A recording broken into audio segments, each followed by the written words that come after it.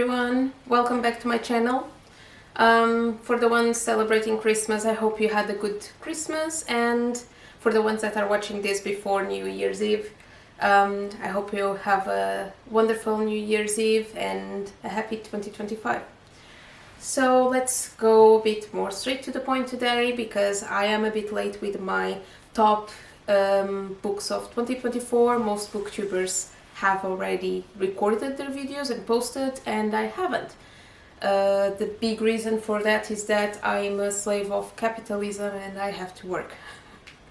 So yeah, today I finally had some time, and I'm gonna be showing you my top picks for the books that I read in 2024.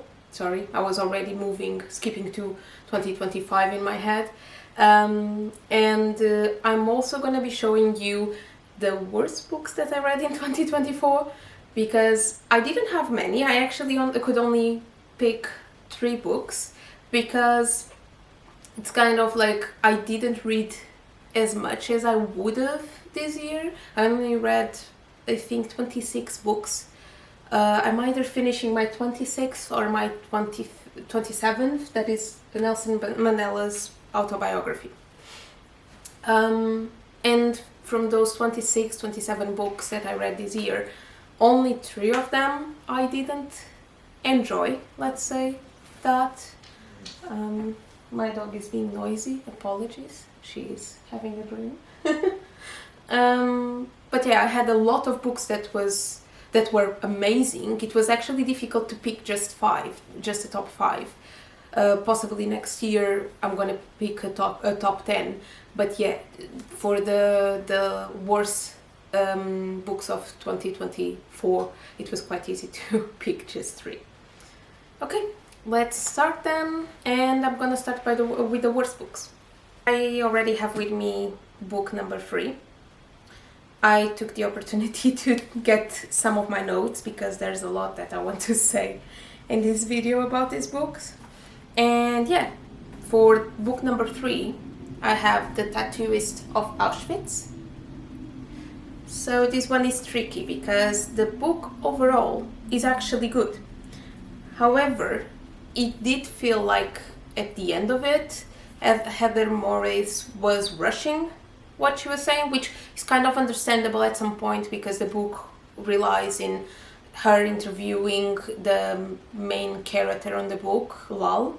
And Lal was already very old. He his wife had already died meanwhile, and he wanted to finish telling his story so that he could die in peace and join her in eternal rest, let's say. However, since this is a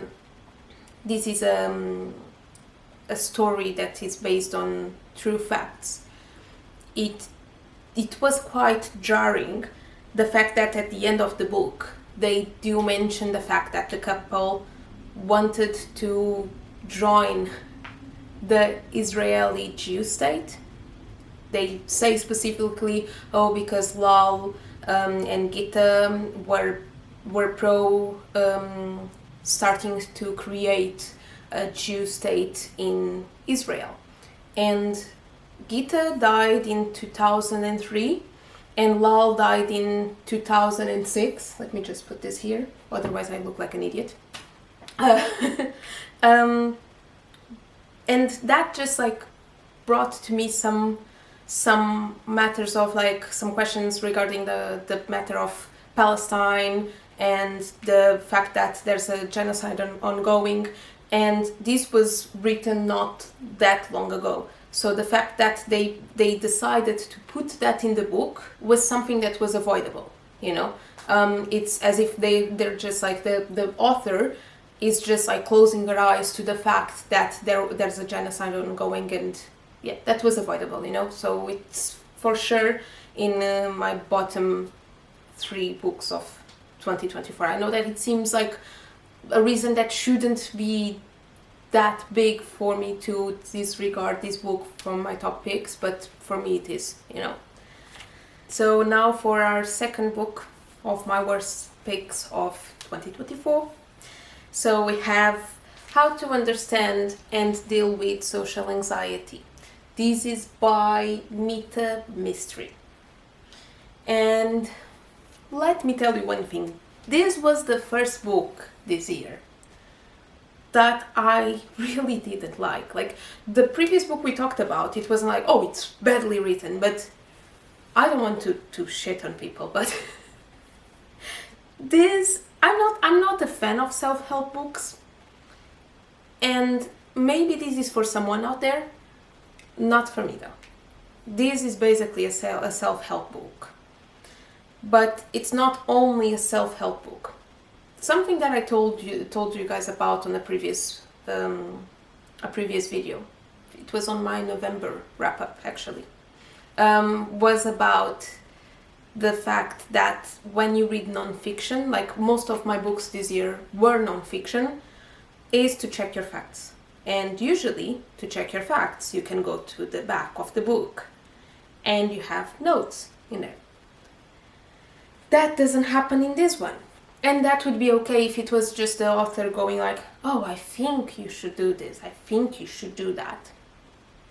But it wasn't. It actually has like even a passage where it says, like a part of the book that says, oh, because people that drink have 20% or something like that, that she says, more probability of developing depression. And then there's like nowhere where you can find where she got that information from. And you see that several times in the book where she basically says, Mita says like, oh, there's this thing that increases depression and that thing that increases social anxiety. And then there's no notes, you know, and that's frustrating because first of all, I thought that this was like something a bit more scientific. And then it's the fact that it's just like, okay, so let's all just write a book with our thoughts and throw it out there and yeah, follow this and you're gonna be happy. Like, that's not what you should be doing. Social anxiety is something so delicate that I do think that it's a bit irresponsible to put something out there about a mental illness like that. It actually can be debilitating. I suffer from it, so I actually know how debilitating it can be. And someone just put their thoughts about it. It's just, yeah, I didn't like it. I don't approve of such thing. I know that maybe that's for someone out there, but not for me. So yeah, that's why it's my second pick for my worst picks of 2024. Now, oh my, even my colleagues at work heard so much about this book. My husband heard so much about this book. And don't get mistaken, it wasn't because it was good. This is my first pick for my worst books of 2024. I'm just gonna show you. The cover, beautiful, okay? It's Madame Bovary by Gustave Flaubert, okay? Beautiful cover. The book, okay? If you think this is about feminism, you're gonna get really disappointed. And I know people from classic literature are gonna come after me. Well, tough luck. This is a classic indeed. I actually have the French edition. That is the actual like big edition, like it's about 600 pages almost. There's one shorter edition of this in English. However, I got the normal one in Porto when me and my husband went there. And I had heard nice things about it being feminist, etc, etc. However, this is some for white feminism that likes to see women as damsel in distress, okay? This is not for me. And it's quite simple. Like, the main character, I would say, because some people say that the main character is the husband, but I would say that, like, at some point, you know, but then it becomes Emma Bovary. Therefore, Madame Bovary. So the actual main character, she has a bunch of, and there's going to be spoilers, so in case you don't want spoilers, please skip forward to the next book. So Madame Bovary has several love affairs throughout the book, and you can see that she's very dependent on having a lot of like love bombing like thrown her way, and that's quite icky for me. I don't know if it's because I've always been an independent person, that was my heater turning on or off, nobody knows. But when that love from those love affairs is taken away from Madame Bovary, like several times along the book, she decides to terminate her life. And of course, like there's a component here of some people say that she suffered from some kind of depression and like loving, needing, like kind of something that like a syndrome, like a mental health issue where you just need love bombing. However, like if we're gonna use this book as the representation of feminism just because she had a bunch of affairs, yeah, no thank you, you know. And I know that the book was written in the 1800s, but it's still not for me. I don't think that we can consider something from the 1800s that depicts women this way as something that is, oh, this is the image of feminism. And I know it's an old book, a classic, okay, but in my opinion we have to start doing something that it's very easy and nobody should be judged for.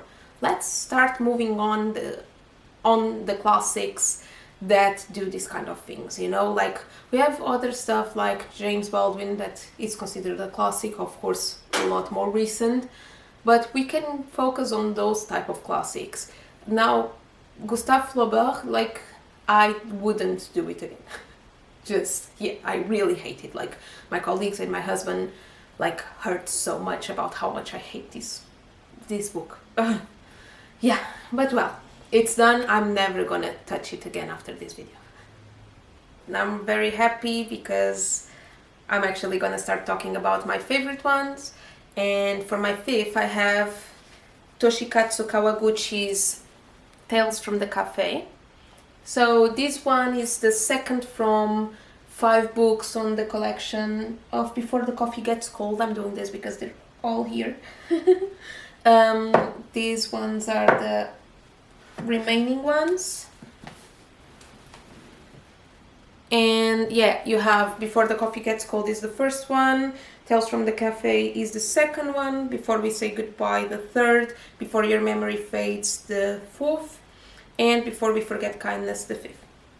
So yeah, this is a whole collection. The first one used to be initially a play, a theater play, and then it got so popular that actually Toshikazu Kawaguchi decided that he was gonna write it into a book, and now there's like 5 of them. But yeah, this is quite interesting. The premise is goes around the fact that you have a coffee shop that you can, in a specific seat, in a specific table, you can sit and go back to the past.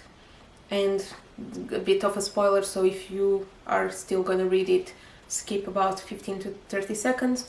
You can also go to the future in certain conditions. Spoiler done.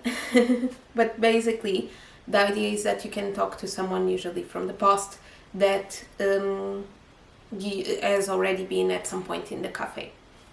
For the characters of this one, the second one touched me a lot more in my heart, you know.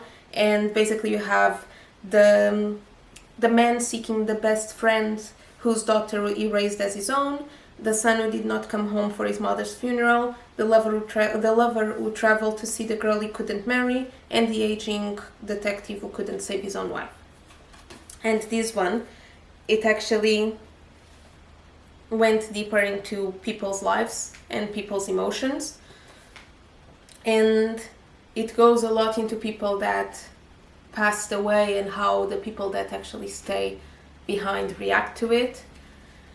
And yeah, this actually touched my heart a lot, because I did lose my high school best friend when we were younger, and this book made me think a lot about what would I say to her if we both were at that coffee shop at some point, and I was able to go back in the past and have the last conversation that we actually had, like, once again. What would I tell her differently if I would do something different, or if I just would try to spend a little bit more time with her, even though, like, I could only stay with her. One of the rules, because there's a set of rules, is that you can only stay on the past until before the coffee gets cold. So what would I say to Irish before the coffee gets cold, Yeah.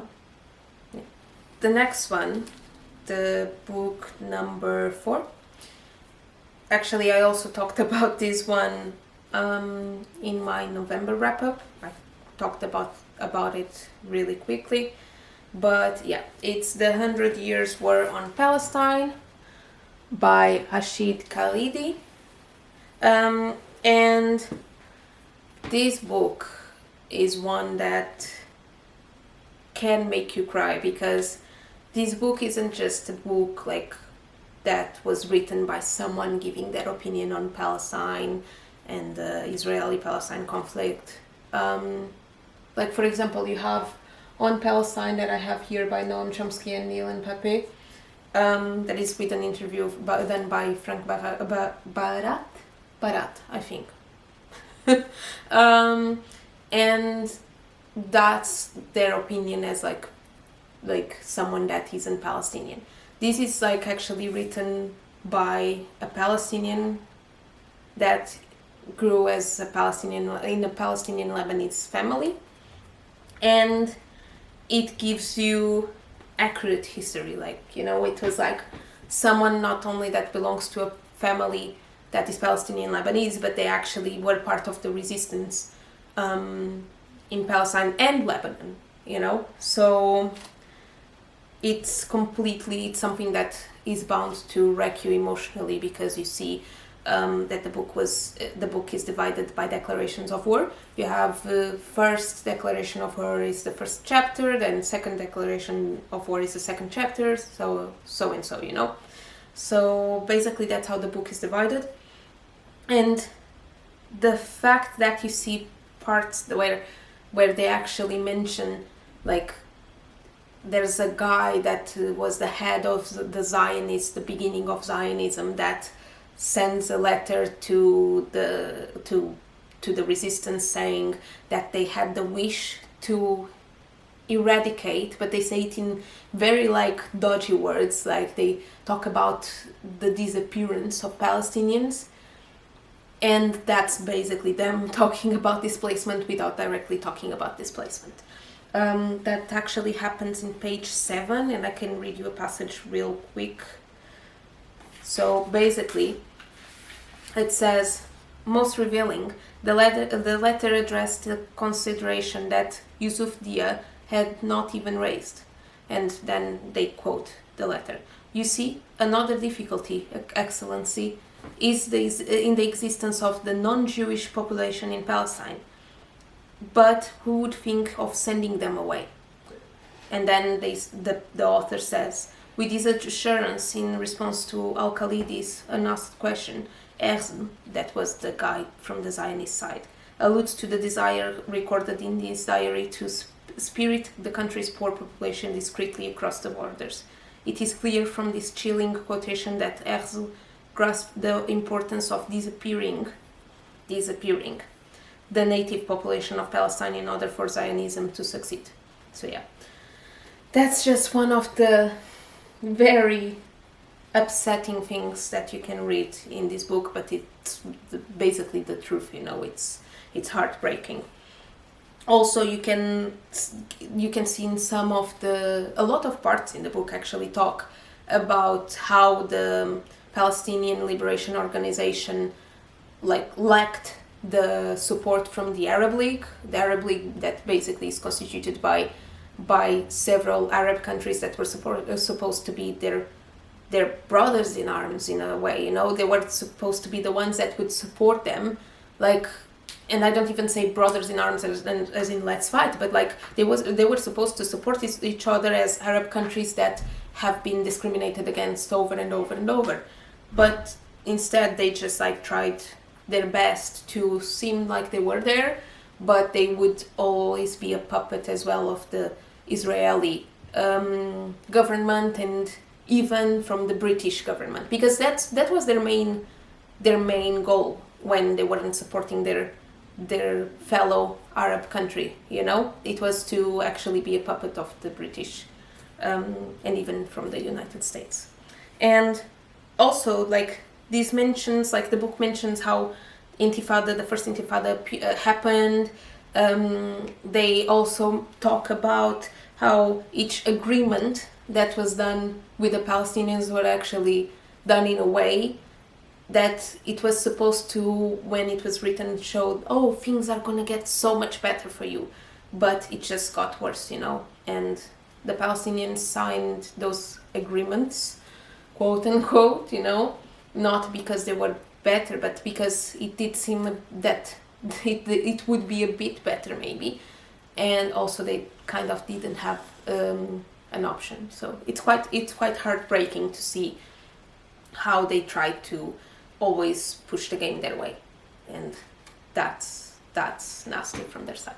So for the third book of my favorite ones of this year, we have Natives by Akala, and this one is exciting.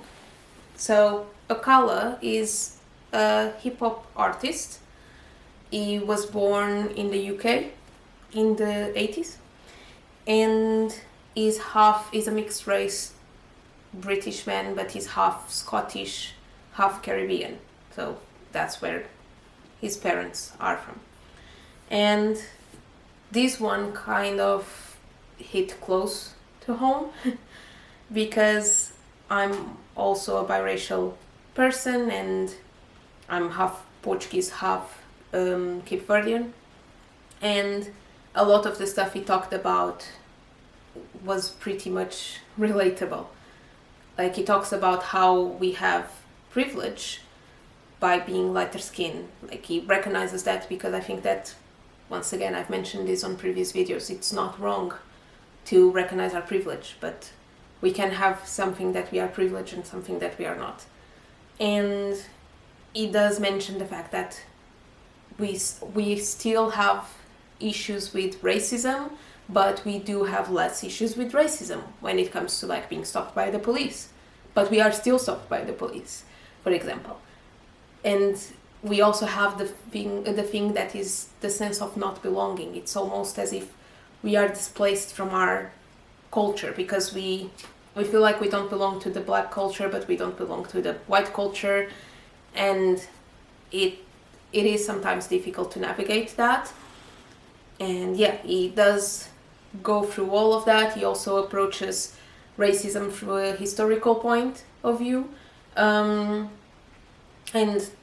in a very accurate way. He also mentions some talk points that are used by white people, that is stuff like, oh, but it was so long ago, oh, but like stuff like, I don't see color. Like, there are so many talk points that people, like white people, sometimes use that are racist, and they use it as a way of like, yeah, you shouldn't worry about it.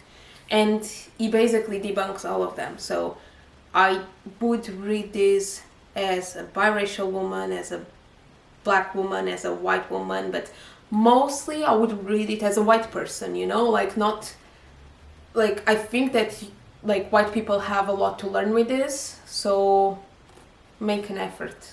It's not that difficult. It's not that big of a book, and it can teach you a lot, because like it even debates stuff like how racism is sometimes a bit low-key, but it's still there, how it like follows you everywhere, you know.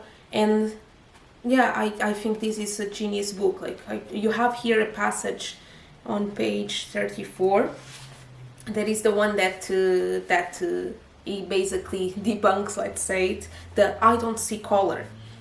And basically, sorry, he says, this one does make me laugh and is grounded in the idea that color itself is a negative, rather than the associations that have been forced upon it.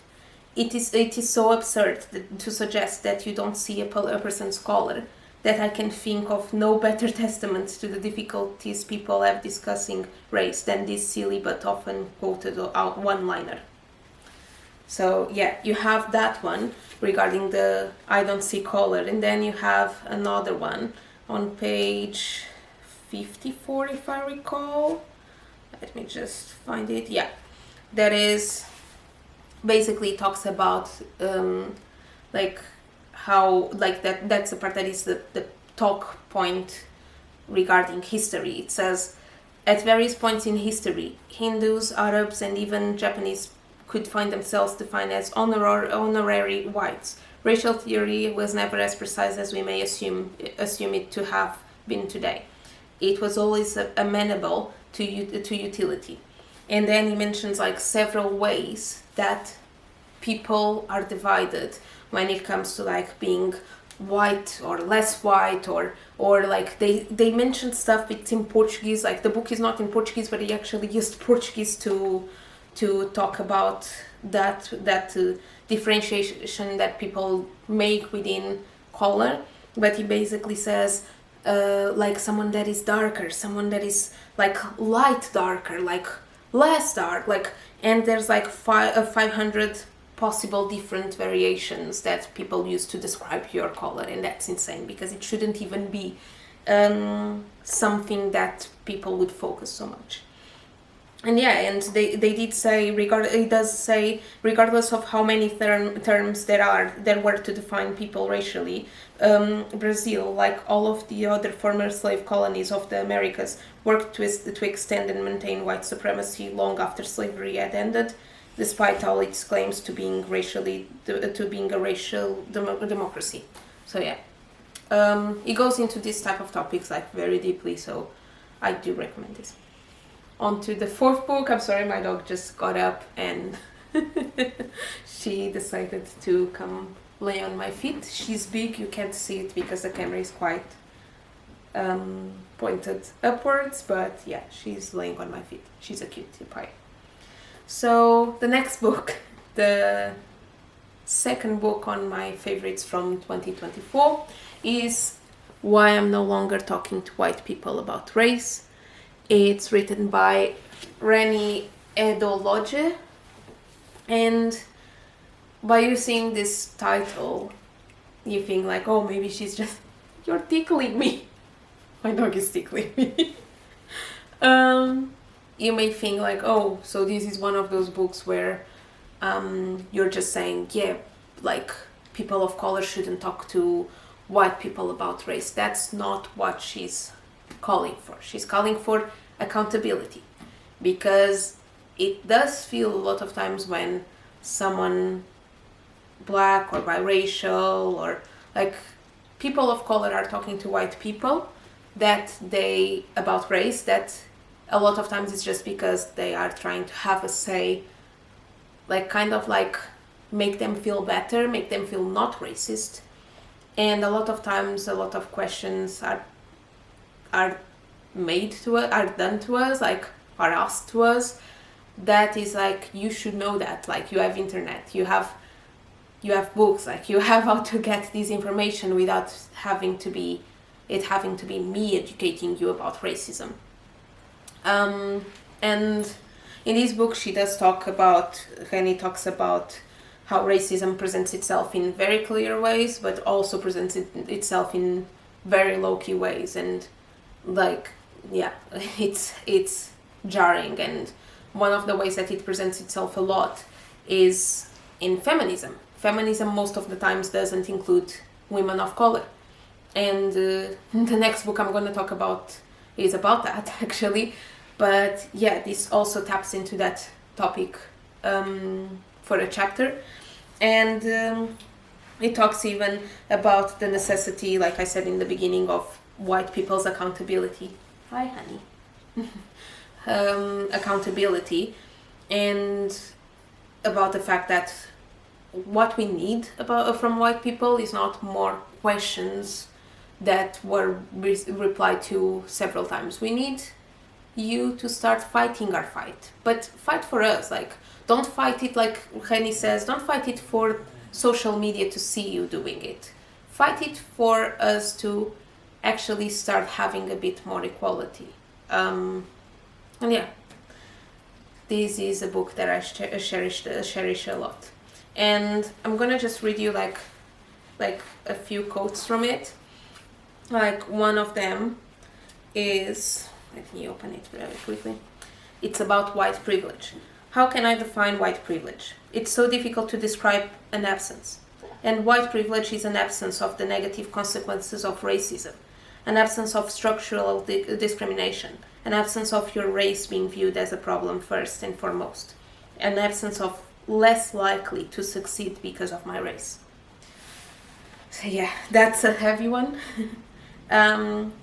Because indeed, like, when I'm trying to talk to white people about like the privilege they have, sometimes they don't understand, but basically it's that, like, she said that it was difficult to describe an absence, but she did it the best way possible.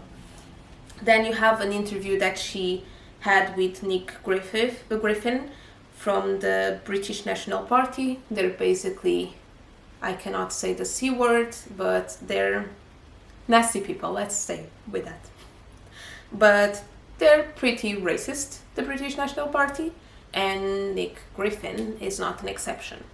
And it says, I think that the book detailing British racism would be remiss to overlook the vast influence Nick Griffin and the British National Party has had in how we talk about race today.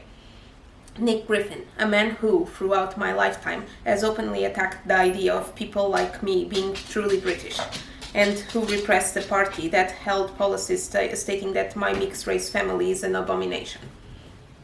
So there are a few questions that she does to Nick, because she has a whole interview, and it's quite funny because you don't want... I'm sorry for the noise. My dog decided that it's wakey time and she's going to her toy box to get toys. She did have an interview with him because she thought it was, like she says, like, it's necessary to have these conversations, even if it's not pleasant sometimes. We have to protect ourselves, but in here, for the sake of the book, she did it, and thank you, Reni, for putting yourself in that position, because I don't know how she could keep her cool. So, on the interview, you have Reni asking, why do you think white people will become an ethnic minority in Britain then? And he says that, he goes on and on about how it's demographic truth, it's basic demographics and stuff. And to what she asks, why do you think that his projections are bad news then? The projections of the person that said that white people are going to be a minority in Britain. And to what Nick Griffin says, I regard that as a racist question. Ugh, fucking idiot. Because no white person would dare to go to, say, Nigeria, if Nigeria was being flooded with Chinese, and say, why do you think it's a bad idea that Nigeria should cease to be Nigeria? It's self-evident that all the peoples of the world have a right to remain the dominant people, culturally and ethnically, in their own homeland. Like, anyone who says otherwise just because we happen to be Europeans is a racist. So yeah, this person, like Griffin, clearly believes in reverse racism. It's insane, he's insane, and I don't have to say a lot more about him because, yeah, he's just insane. I hate him. And then, last thing like that this book did was make me cry. Hi. In this book, there's on the afterword something that Reni Eddo-Lodge addresses. That is the murders of Ahmaud Arbery and Breonna Taylor and George Floyd. And yeah, that was quite brutal to read about it, and yeah, it just made me cry. I'm even like trying to keep my cool, but indeed it was a very hard part to read. Like, the reality is hard, you know. That's why non-fiction books are a lot heavier for me, because when I read non-fiction books, usually it's not self-help. It's very rare that I read anything self-help. Hi. You're gonna continue to hear noises from my dog, so I think I'm gonna just stop apologizing. But yeah, basically she talks about their deaths, and about, like, she says, she has a passage where she says, poetic might be the exact word to describe this moment. On this Black Lives Matter march, prompted by the brutal murder of George Floyd, the link between the viral video footage of his death and the centuries-old British slave trader was clear. As an African-American man, George Floyd was likely descended from slaves. It is certain that, like all African-Americans, he lived a life and he died a death. That was shaped harshly by the structural racism endemic in American society. His present was the result of hundreds of years of discrimination, with a legacy rooted squarely in the slave trade. And basically this goes around and around the fact that there was a moment during COVID, if I recall, that basically they took down Colston's statue that was basically a slave trader in Britain. And yeah, this is an amazing book. I recommend it a lot. It's my second favorite book of the year. For the last book, we have Hood Feminism by Mikki Kendall. Oh, too close. My favorite book of the year. I'm already out of words. I have so many words that I'm out of words. This is a very special book. It says Hood Feminism, Notes from the Women White Feminists Forgot. Basically, this is intersectionalism. It's about not only fighting for the rights that feminists as in white feminists fight for, but getting those rights for women that are not white, because a lot, like I said regarding the book from Reni, a lot of what you see on white feminism, everything that you see on white feminism, is a fight for white people's rights without ever considering people that are women of color, not considering queer people, not considering women living in poverty, not considering women that have disabilities. So basically, this book wants to fight for everyone, every woman, to have those rights, to have the rights that white feminism like tries to say, like, oh, we want rights. Like, yeah, but we want those rights and some more that you already have, and you didn't even think about them being like something that we need, you know? And yeah, basically this drew a line in the sand between white feminism, the feminism that we all women wanted, and the feminism that just white women got. And it talks about even treating young black girls as adults, you know, the adultization of black girls, that then leads to several issues, including the fact that they are a lot of times victim of sexual abuse, and that's because we're making them sound as if they are adults. We are making them like not being listened to, and being even said like, oh, but what were you wearing? Like, what were you doing in the street at night? And we don't consider like the fact that they are still little girls. The fact that women, like black women, are constantly harassed and they are not as listened to as white women are.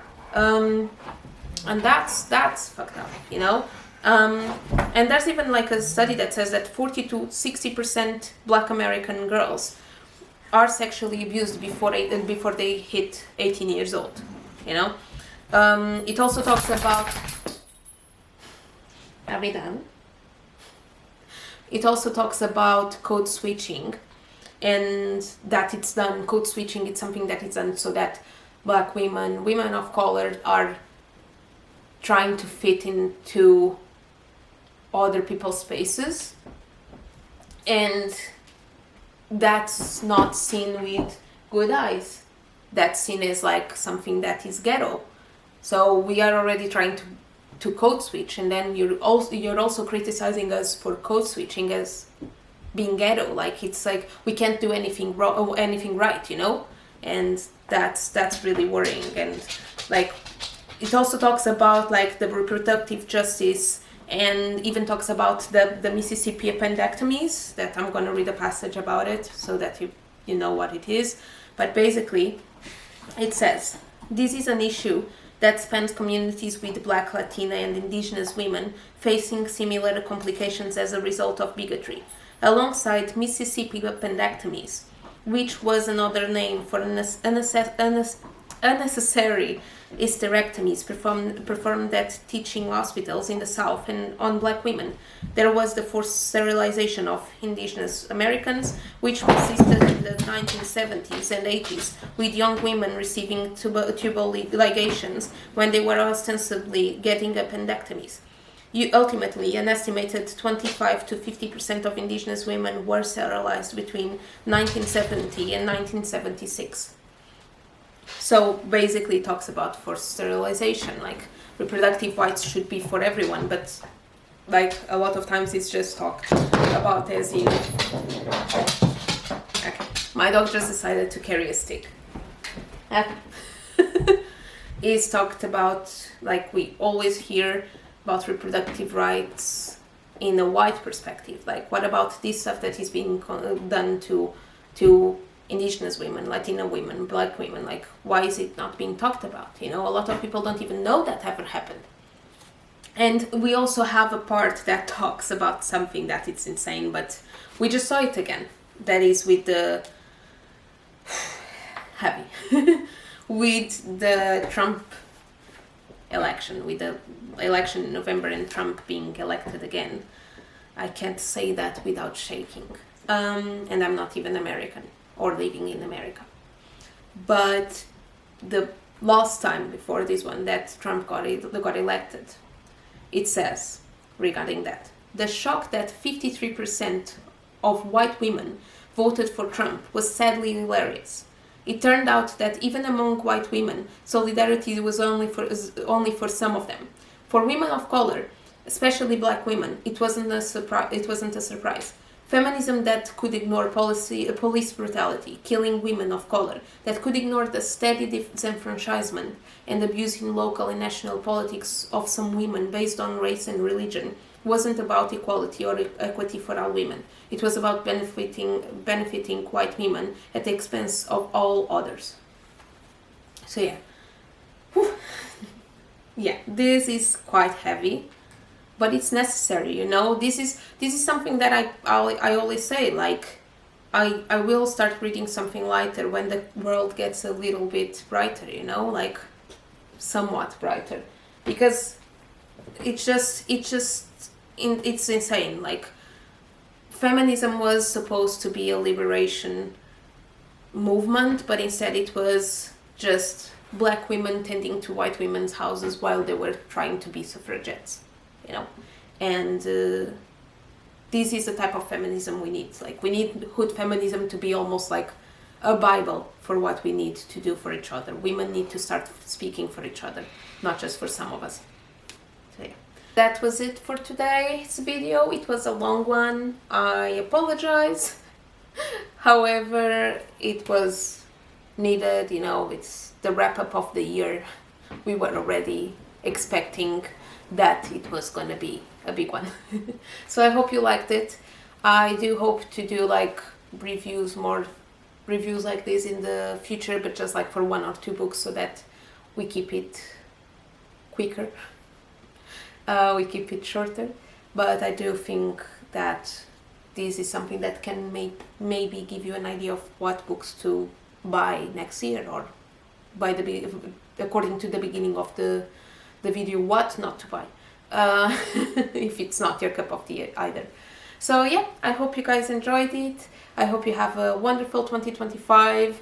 We're not gonna see each other this year. So yeah, Happy New Year everyone, and bye!